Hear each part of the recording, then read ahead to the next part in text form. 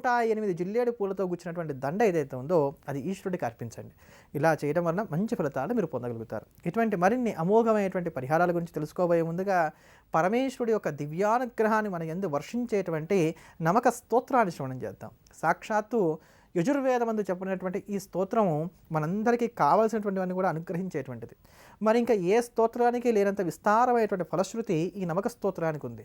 మాకు మంచి గోధుమలు కావాలి, మా ఇంట్లో నువ్వులు ఉండాలి, మంచి పాడ ఉండాలి, మంచి దోడు ఉండాలి, మంచి ఇల్లు కావాలి అంటూ మన తరఫున 400 పైచులకు వరాలన్నీ కూడా కోరుకోవడం అనేది ఈ నమక స్తోత్రానికి అనుబంధంగా ఉండేటువంటి చమక స్తోత్రంలో జరుగుతుంది. కనుక ఎవరైతే అనునిత్యము నమక చమకాలను శ్రవణం చేస్తూ ఉంటారో వారికి శివానుగ్రహం వలన ఏ లోటు ఉండదు. అటువంటి భవ్యమైనటువంటి ఆ స్తోత్ర రత్నాన్ని శ్రవణం చేద్దాం. దివ్యమైన భవ్యమైన శివానుగ్రహానికి పాత్రలమవుదాం. ఓం నమో భగవతే రుద్రాయ. ఓం నమస్తే రుద్రమన్యవ ఉతోత ఇషవే నమః. నమస్తే అస్తు ధన్వనే బాహుభ్యాముతతే నమః. యాత ఇషు శివతమా శివం బభూవతే ధనుః. శివాశరవ్యాయాతవతయా నో రుద్రమృడయా. యాతే రుద్రశివా తనోరఘోరా పాపకాశినీ. తయా నస్తనుభాషంతమయా గిరిశంతాభిచాకశీః. యామిషం గిరిశంతహస్తే బిభర్ష్యస్తవే. శివాంగిరిత్రతాం కురు మాహి గుంసేః పురుషం జగతో. శివేన వచసా త్వా గిరిశాచ్ఛావదామసి. యథా నః సర్వమిజ్జగదయక్ష్మగం సుమనా అసతో. అధ్యవోచదధివక్తా ప్రథమో దైవ్యోభిషకో. అహీగుశ్చ సర్వాన్ జంభయన్ సర్వాశ్చ యాతు ధాన్యాః. అసౌ యస్తామ్రో అరుణభుత బభ్రుః సుమంగళః. ఏ చేమాగం రుద్రా అభితో దిక్షుశ్రితాः సహస్రశో వైశాఖం హేడయేమహే. అసౌ యో వసర్పతి నీలగ్రీభో విలోహితః.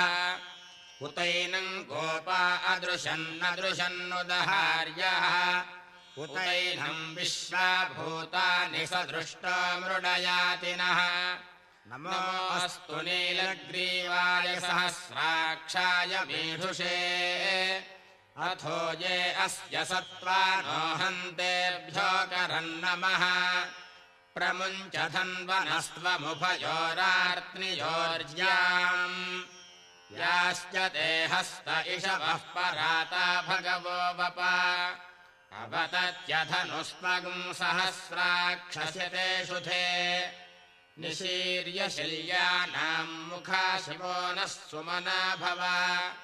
విజ్యం ధనుః కపర్దినో విశల్యో బాణవాగుం ఉత.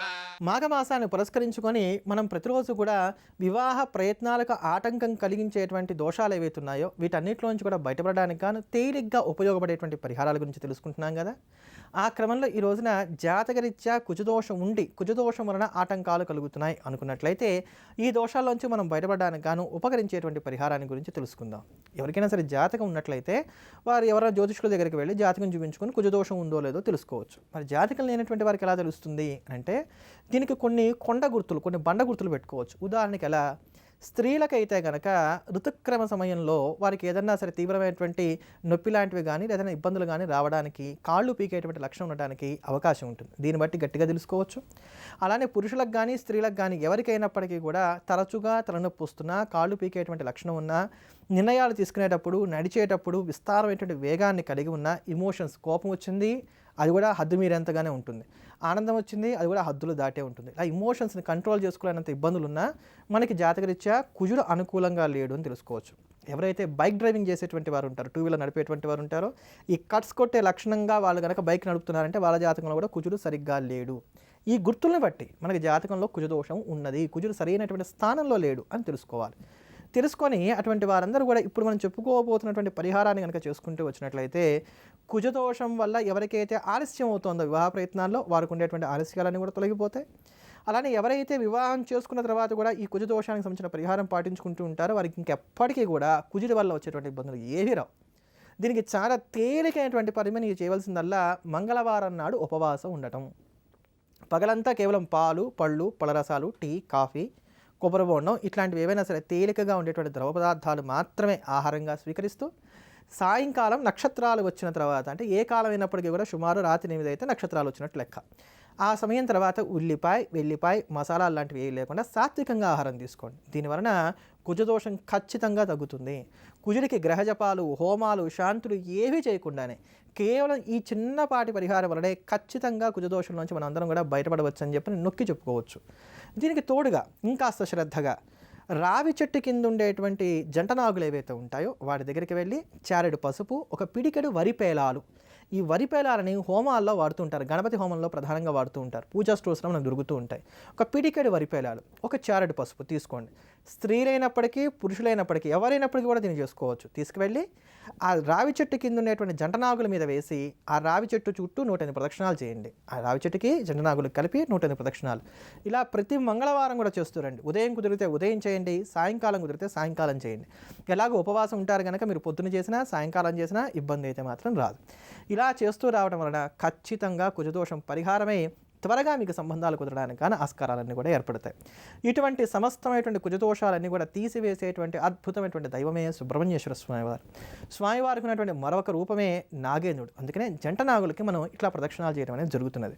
అటువంటి ఆ సుబ్రహ్మణ్యానుగ్రహాన్ని మనకి పరిపూర్ణంగా అందించేటువంటి సుబ్రహ్మణ్యాష్టక స్తోత్రాన్ని ఈ మంగళవార శుభవేళ మనందరం కూడా శ్రవణం చేసి వల్లి దేవసేనా సమేతమైనటువంటి సుబ్రహ్మణ్యేశ్వర స్వామి వారి అనుగ్రహానికి పాత్రులమవుదాం.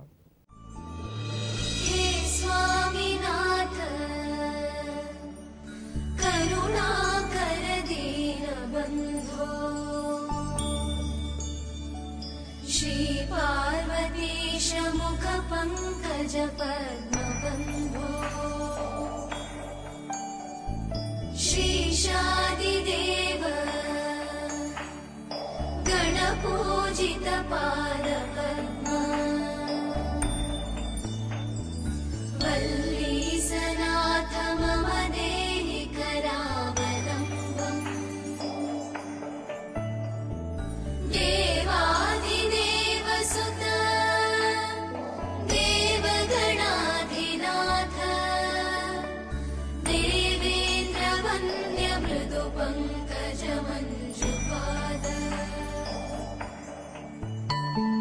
देवर्षि नारद मुनीन्द्र सुगीत कीर्ते वल्लीसनाथ मम देहि करावलम्बम्